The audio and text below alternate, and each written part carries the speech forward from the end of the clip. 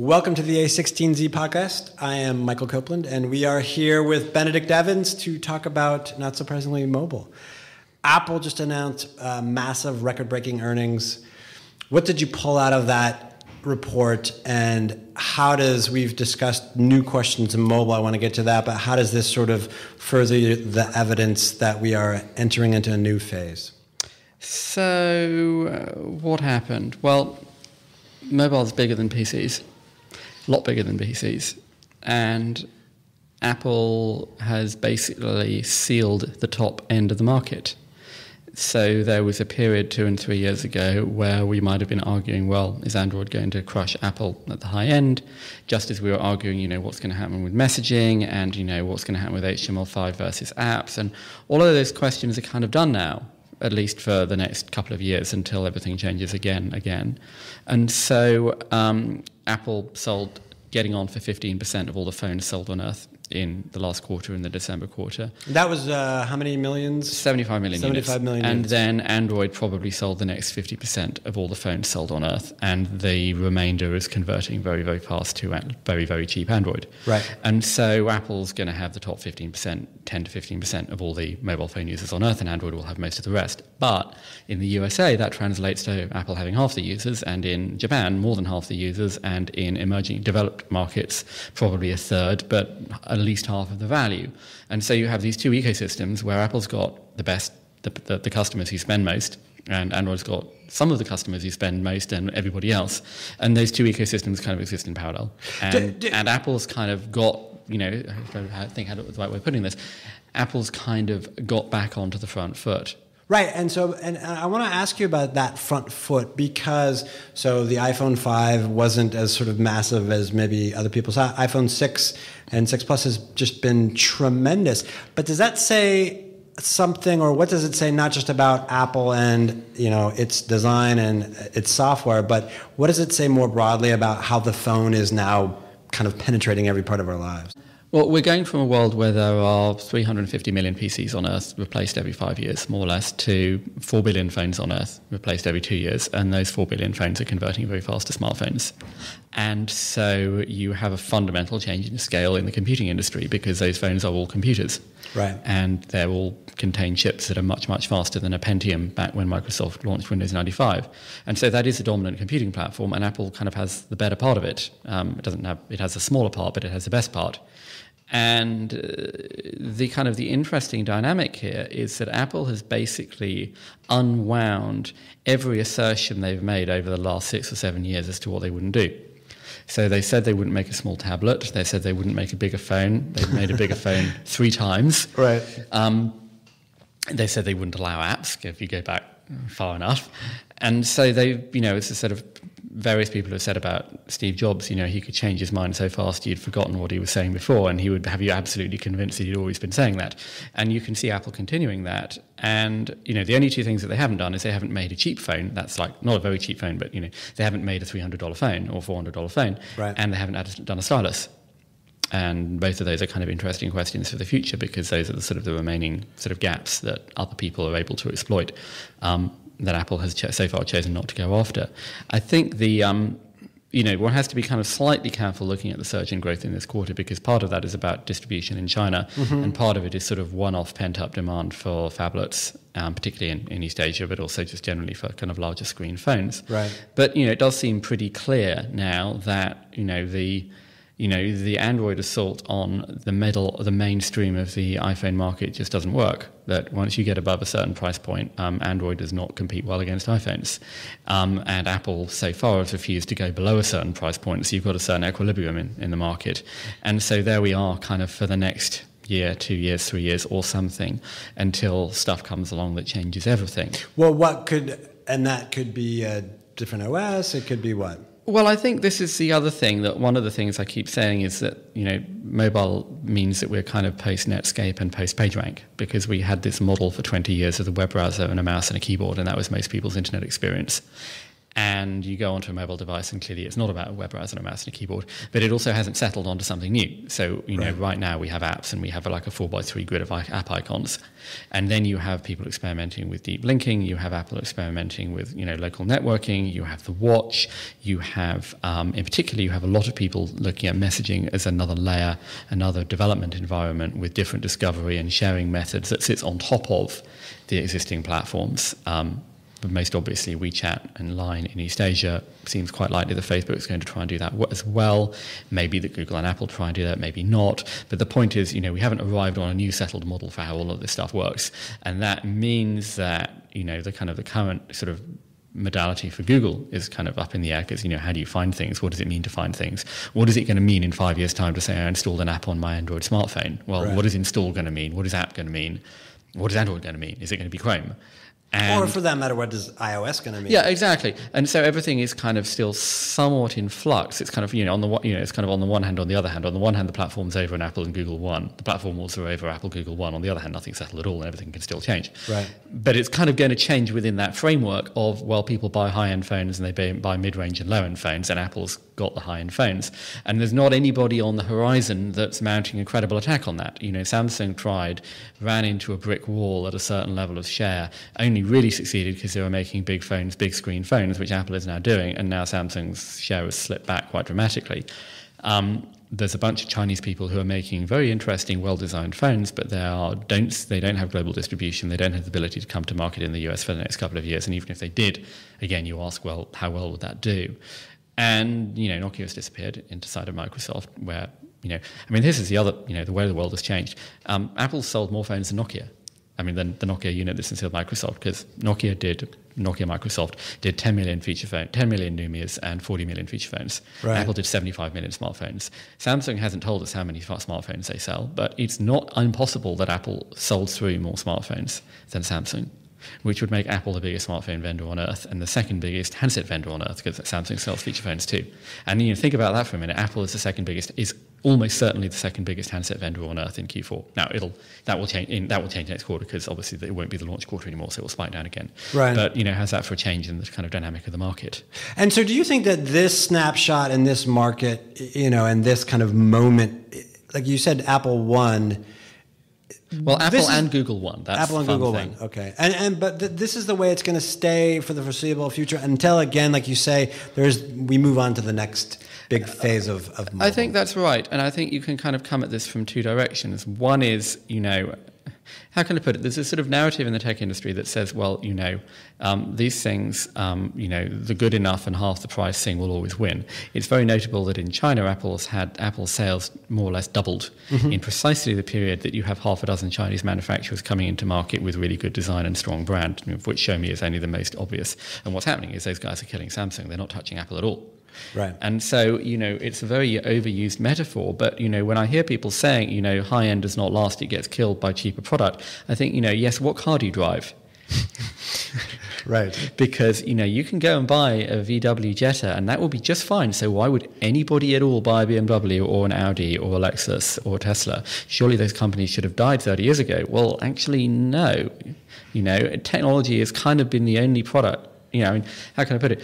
PCs were a commodity, and there was this tiny little bit of market at the top where you could sell high-end PCs where Apple just managed to eke out a survival, but everything else was a commodity.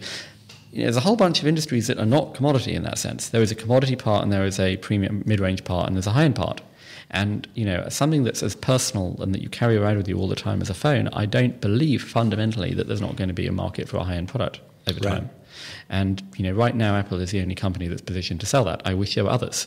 Nokia, for a brief period, was doing that. If you look at the Lumia devices, if those Lumia devices had been running a different platform, the hardware was lovely, and some of the HTC hardware was lovely, but for a whole bunch of reasons that didn't work. And right now, Apple's kind of the only company in that space. And when you look at things like Touch ID, when you look at Apple Pay, when you look at the things that they do with that integration, it's very hard for a commodity OEM using somebody else's operating system and somebody else's components to compete with that proposition. Now, the interesting question on the side of this is, well, to what extent does that actually matter to Google? because Google isn't in the handset business. Right, but they are in the payments business. They are in the apps business. They are in the, Well, exactly. So then you ask the question, well, okay, which bit of Google? Because clearly the guys who run Android would like there to be more Android sales. Right. Do the AdSense team care? They make more money from iOS devices. So then, what happens when the AdSense guy and the Android guy sit in a room with the Maps guy and the AdSense guy says, we'd like Maps on iOS first, please. And the Android guy says, are you out of your mind? Hang on. Right. Yeah, it's a bit like, the dilemma Microsoft had putting Office onto Mac, except much more so. I mean, it's a bad example because Mac was so tiny. But, Google is making more money on iOS and Android right now. Right. Facebook is for that matter, too. Oh, yeah. So then the question is, well, okay, which parts of Google feel what about what's going on here? Why does it matter? How much does it matter? To whom? How strong Android is? And then, coming back to the Chinese guys, as they start going to go outside of China, some of them are quite interested in taking control of Android for their own purposes. And so then you say, okay, so this is kind of this interesting question for Google about the decline of Samsung. Because, on the one hand, it was worrying because Samsung had half of the Android market by volume, more or less. And so that was kind of concerning for Google that you had this big, powerful partner. But as Samsung starts to shrink and these other guys come up, it's actually harder for Google to stop those guys doing things because one of them could just say, you know what, we're only going to sell devices with our own platform and maybe we'll sell quite a lot of them. And if Google says we can't also sell something running Google Play, maybe that's okay. Whereas Samsung was not in a position to do that. So it's like, if presuming the trend continues, if the decline of Samsung happens, is that good or bad for Google? It's like kind of interesting. And for which part of Google? It's like, it's bad for the guy in Google whose job it is to make sure that Android isn't fragmented. Is it bad for Sundar? Is it bad for Larry Page? Well, kind of maybe. Right. I want to ask you, and we've talked about this a little bit before, but so for companies like Facebook and Amazon who are not just sticking their toes in, but like their entire legs into the mobile side of things, what does this turn up the heat on them to really get moving faster and really come up with a platform and a plan? I think Facebook and Amazon have a lot of the same issues that Google has and a lot of the same issues that prompted Google to want to do Android in the first place. That is to say, the web browser was basically a neutral platform for a website, and it didn't really matter what web browser people were using. I mean, there was a period in the late 90s when Microsoft hoped that it would matter, but it doesn't really matter. Right. And so, Facebook and Amazon never really thought that they had to make their own web browser. Whereas you go to mobile and suddenly you've got the operating system is not this neutral, transparent layer. It's got all this stuff happening that determines how you share things and how you talk to your friends and how you engage with people. And particularly for Facebook, the smartphone itself is a social platform, which is why you have dozens and dozens of apps bubbling up. It's why Snapchat can just appear out of nowhere and grow to be this big business, or Yik Yak or Secret or Line or all these other things can just kind of come out of nowhere, which would have been impossible on the desktop. No one would have used 10 different social networks on their web browser. Right. But on mobile, it's really easy. And Amazon has kind of, similar but, related issues. And so they kind of look at the home screen and think, how can we move down the stack from being just one icon on the home screen to having a greater involvement with how you use your device? And so that was why Facebook Home came along. It's why the Kindle Fire Phone exists. And neither of those were the right approach. In a funny sort of sense, it's like you can be too far up the stack to do this, just as you can be too far down the stack to do this. So just as it doesn't really make sense for a mobile operator or a handset maker to try and build a social network, it doesn't necessarily make sense for a social network to try and build a phone, because that's not really where the network effects sit, and they don't really have the right kind of position in the value chain to do that. But that doesn't mean that Facebook and Amazon are going to give up, because there is this sort of fundamental existential question of, well, how do you find stuff, and how do you show stuff to your friends, and where does that happen within the operating system, and how does that affect a social network or an e-commerce business? And so again, they've got to have their fingers there, even if they don't quite know what they're going to do. And if that platform isn't theirs to control in the way that they would like to, you need to exert control. It seems. Well, you need to have engineers, and you need to be poking around trying to think of something interesting to do. Quite what is rather more difficult. I mean, obviously, Amazon has this issue. Google has this issue on iOS because there's 750, maybe just 800 million active iOS devices out there, and there's only 100 million, we know now, or was leaked recently, there's only 100 million active users of Google Maps on iOS. Yeah. So it's maybe that's kind of the wrong number. There's probably 400 million iPhones in use, a bit over 400 million iPhones on use. Only a quarter of those have installed Google Maps. And that is the thing that if you ask anyone in the Valley, they would say absolutely essential, no way, everybody will have Google Maps. No. 3/4 of people can't be bothered. So they either don't use maps, and I actually suspect quite a lot of people actually don't use maps at all, or use them very rarely. I find that shocking, but there's people who tie knots and people who don't. So. Yeah, there's people who, you know, live in one place and work in another place and know where the store is. Right. And they don't go to a new bar every weekend. And, you know, there's people who don't really use maps very often. But this is kind of the point, that Google has got search on all these devices, but it doesn't necessarily have anything else on those devices. Mm-hmm. And so they've got a kind of a similar problem to Facebook and Amazon, which is, yes, we've got our one icon on the home screen. You know, in Google's case, that one icon might actually just be Safari. Right. We've got our one icon on the home screen, but then there's all these other ways that people could find stuff that used to be our business. And so how do we kind of expand and understand more and capture more of that? Let's shift gears a little bit and talk about tablets. That was one area where Apple did not show massive growth. It's kind of a mirror image. So for the iPhone, the numbers, record unit sales, also record high ASP, which is, of course, because people are buying iPhones with more memory because Apple changed the configuration, and also, of course, because they're buying the iPhone 6 Plus, which is more expensive. Mm-hmm. For the iPad, numbers and sales, it's not a record low, but sales have been trending flat to down for the last 18 months to 2 years, and it's a record low ASP, record low average selling price. And it's interesting, there's a bunch of stuff going on here. One thing it isn't is competition from equivalent Android tablets, because those aren't selling because there are none, yeah. Well, yeah, there are none, there's no, but it's more to the point that they're not selling, those aren't selling worth a damn either. Right. What are selling are $75, $100, $125 generic black plastic tablets. Those really aren't the same thing. They're TVs. Or their games devices. Their screens. Or their screens. Yeah. They're not really post-PC computing devices of a kind that anyone at Google or Apple would kind of think about they'd like the tablet to be. And they are notionally, they run Android, yes, but you know, half of them never go online. They just watch videos that are plugged in via SD cards or something. So that's just like an interesting thing, but it's not the same thing. I think there's several issues generically with the tablet as a post-PC device. I think one of them is the input methods. I think one of them is that most people who use a computer all the time still use a keyboard and mouse a lot, and still have apps that need a keyboard and a mouse. And we've discussed various times, over time that will probably change. There's an awful lot of people whose job it is, who make a PowerPoint every fortnight and need a mouse and a keyboard, but their job doesn't actually revolve around PowerPoint, and they should be using a SaaS dashboard or something. Right. And so there's kind of a time and an app issue. I think, to me, the more interesting point is that we tend to think about tablets and smartphones as a category, or meta category, and then PCs, laptops, and desktops as another category.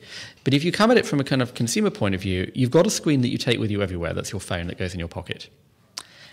And that might be a phablet, of course, which is another issue. Right. And then you may or may not also have a big screen. You may not. You know, when the iPad came out, it was a bunch of people said, well, you're always going to need a bigger screen. Actually, that was so completely wrong, because not only are people always going to need a bigger screen, they don't need a big screen at all. A lot of people just have a smartphone. Right. But if you do have a bigger screen, the odds are you've probably already got a PC. And so then the question is, well, do I need to replace it? And if you're going to replace it, then yes, it's do I need a desktop or laptop or tablet? And the answer may well be, well, actually a tablet is pretty good for what I want to do. But first you've got to think, well, I bought the PC 4 years ago. I turn it on every fortnight because I'm using my smartphone all the time. Do I actually need this? Well, do I need to buy a new one? Well, maybe. Right. And then when you look at actual sales of iPads, what's very clear is that there's a very low replacement cycle. So on the one hand, you know, the number of people who want one is kind of constrained by the fact that you've got to be replacing you may well just be this, are you replacing your PC question, which you kind of hypothesize. The other issue, I think, is that when you've got it, you don't need a new one. Right. And this is quite different from smartphones. I mean, there's kind of an S-curve here. Well, no, but explain to me how that is different, because we don't need to replace our smartphones every 2 years or every year, whatever it is. So it is different. So I think there's a couple of things going on here. One of them is that a lot of high-end smartphones, which that is to say iPhones, are on a contract, and the contract tends to be a 2-year contract. So you get given a big subsidy to buy a new one, or big, whatever you want to call it. You have a big incentive to buy a new one every 2 years. Second, smartphones get taken out of the house. They get dropped. Correct. Yeah. They get scuffed. They get bashed around. They get scratched. The third thing is, I think there is kind of a curve on improvement of product, any technology product. Mm-hmm.